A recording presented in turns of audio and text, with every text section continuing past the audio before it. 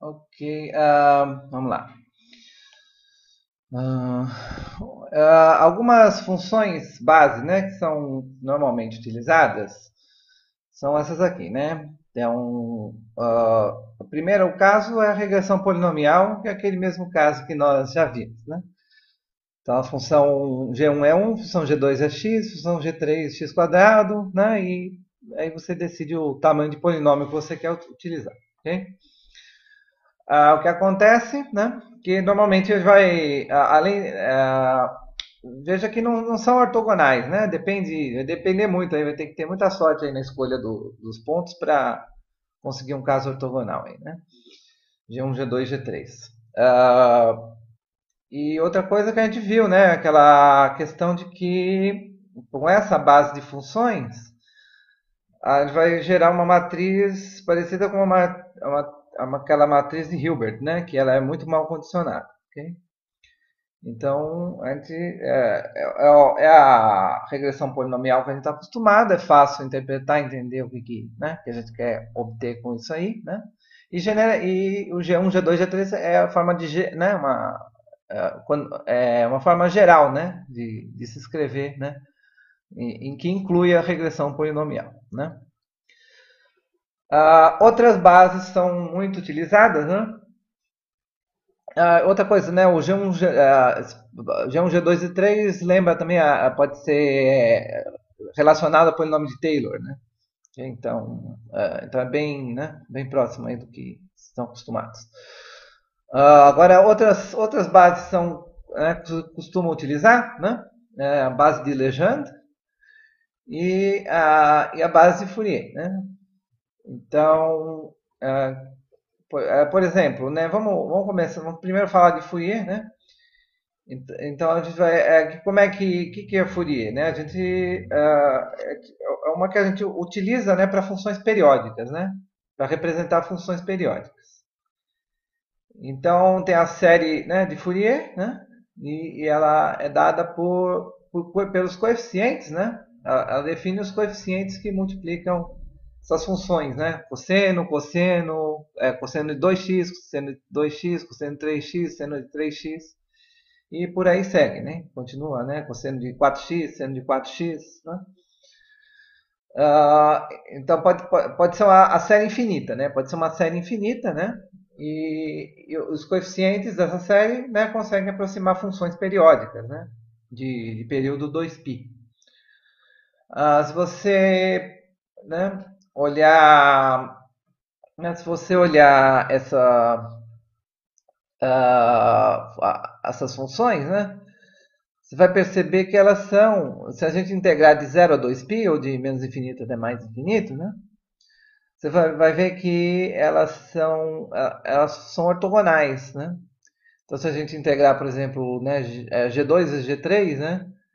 De 0 até 2π, né? Vocês vão ver que vai dar zero o resultado, ok? Então é interessante, né? Então essa base de Fourier é interessante, né? A gente vai ver logo em seguida por que é interessante ser ortogonal a base. E a base de Legendre, né, que também tem a vantagem de ser ortogonal, só que agora é para integral de -1 até 1. Então, ela, além de ser um conjunto de polinômios, né, certo? Ah, ela vai ser ortogonal, né, para quando a gente integrar de -1 até 1.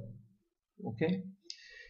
Então eu posso fazer a regressão, em vez de usar G1, G2, G3 lá de cima desse aqui, né, da regressão polinomial, pode usar essa regressão com os polinômios de Legendre, né, como base. Então o primeiro polinômio, o primeiro é 1, o segundo é x, né, o terceiro pode ser obtido, por exemplo, pelo processo de Gram-Schmidt, né, usando a definição né, do produto, né, interno que a gente definiu, né, só que para integral, né, de -1 até 1, de, sei lá, G1 de x vezes G2 de x dx, né, por exemplo. Aí, usando esse produto interno, pode fazer o processo de Gram-Schmidt, por exemplo, achar o dado G1, G2, G3, achar o G4. Né? Mas existem também fórmulas para, né, para obtendo recursivamente, né, os polinômios de Legendre. Né? Okay? E tem esse tabelado, né? Não há necessidade de, né, fazer isso. Ok? Agora, por que é interessante eu ter uma base que seja ortogonal? Né? Então, vamos ver aqui. Né? Então, primeiro, eu vou falar do caso contínuo. Né? Então, então, eu consigo aproximar uma função f de x contínua. Né? Então, vamos supor que eu quero... Vamos supor, base de Fourier, eu quero usar base de Fourier, né? Aqui, ó. G1 de x, G2 de x, G3 de x, G4 de x, né? Até G7 de x. Quero usar a base de Fourier até G7, né? Para aproximar uma função que é periódica, que tem um período 0, 2π, né? Então, aí eu posso usar a integração, por exemplo, de 0 até 2π, né? De f de x, menos a função aproximada aqui. O que é essa função aproximada? É a combinação linear dos elementos da base. Então, alguma coisa VG1, mais alguma coisa VG2, mais alguma coisa VG3.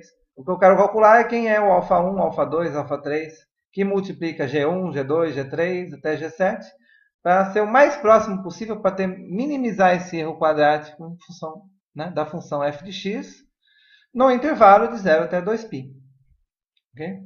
Então, eu não preciso amostrar os pontos. Eu posso usar essa função contínua aqui de critério, né, de ótimo, né, para a gente minimizar, seria o erro, né? Ok? E é claro, a gente deve usar uma definição do produto interno nos pontos que a gente está mostrando no intervalo que a gente está, né, observando a função. Então, o G1 de x, G2 de x seria no intervalo aqui de 0 até 2π. Okay? Então, para a base Fourier, por exemplo, né, aqui, se I diferente de J, vai dar, né, vai dar 0. Né? Okay? Então, continuando aqui. Então, o que é uma base ortogonal? Então, ela vai ser ortogonal se ela é 0 para quaisquer, né, dado aquele intervalo de integração, dada aquela definição de produto, né, interno nossa. Se esse produto interno de duas funções da base for 0, se as funções forem diferentes, né, por exemplo, G1 e G2, e se ela for diferente, ela tem que ser diferente de 0 se for a mesma, né? Por exemplo, G1, G1 tem que ser diferente de 0. G2, G2, diferente de 0. Se além de ser diferente de 0 for igual a 1, né? Aí a base é ortonormal. Aí se a gente olhar aqui a nossa matriz aqui, né? Que resolve a regressão. Se a gente tem uma base ortogonal, né? O que vai acontecer? Esses termos aqui vão ser todos zero, só vai ficar diagonal. E o que acontece? Não só a gente não vai ter problema de mau condicionamento, né? Como a gente vai resolver, não precisa resolver o sistema. Né? Se ela for ortonormal, então, aqui vai estar a identidade, né? Certo? E aí a gente não precisa resolver, né? Então, se a gente tiver uma base que é ortonormal, eu não preciso resolver o sistema linear para determinar os coeficientes de regressão. Basta eu fazer os produtos internos. Então, eu pego G1 vezes F, é ortonormal, tá? Se for ortogonal, eu tenho que dividir pelo G1, G1. Então, por exemplo, para a base de Fourier, né? Eu tenho a função F, né? Aí eu faço a integral, né, de 0 até 2π de 1 vezes F. Ok? E aí eu divido pela integral de 0 até 2π de 1, né? De 1 vezes 1. Então, vai ser 2π aqui no caso. Então, eu vou pegar a integral de f de 0 até 2π dividido por 2π. Isso vai me dar o alfa1. E agora G2, né? Eu pego o G2, então eu pego a integral de f de x vezes cosseno de x dx, né? De 0 até 2π. E divido pela integral de cosseno quadrado de x, né? Então seria isso aqui, né? de 0 até 2π, né? Que é o arquidisco dá 1. Né? Então, esses termos aqui ajudam todos 1, né? E esse aqui dá 2π, né? Para aquela base de Fourier que a gente viu. Né? A gente podia ter tornado ela, podia ter normalizado ela, né? Podia ter tornado ela ortonormal, né? Em vez de usar 1, usar 1 sobre 2π ali, como é bem isso, né? Raiz de 1 sobre raiz de 2π, uma coisa assim, né? E aí eu obteria uma base que é ortonormal. Então, se a base é ortonormal, basta eu fazer, para encontrar esses coeficientes, bastaria eu fazer esses produtos, né, internos aqui, né, que ou é um somatório de produtos, ou é uma integração do produto. Okay? Quando é integração, a gente pode fazer analiticamente. Né? Okay? Somatório depende, né? Então, com a base ortogonal, então, por exemplo, a base de Legendre ela vai ser ortogonal também, mas aí para o intervalo de -1 até 1. Então, se a gente quiser aproximar uma função por polinômios, e essa função, né, a gente quer aproximar essa função no intervalo -1 até 1 por um polinômio, a gente pode usar a aproximação, né, por Legendre, pela base de Legendre.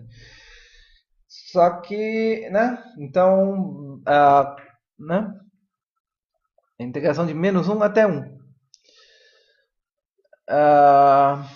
Aí, ela sendo ortogonal, né, não precisa resolver o sistema. O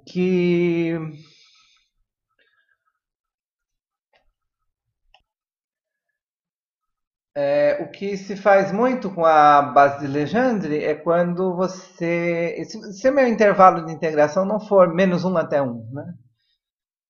Mas aí é só fazer uma transformação de variável, né? Então, com a base de Legendre, né, a gente não modifica a base, né? A gente faz uma transformação da variável x, né?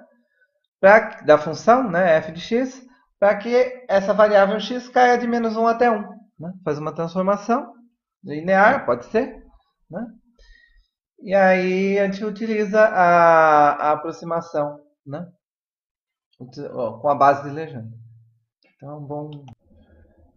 Aí, quando eu estou numa situação em que eu não tenho uma base, né, que meu intervalo de integração ou os pontos amostrados não, né, eu não tenho uma base ortogonal, eu posso gerar uma, né?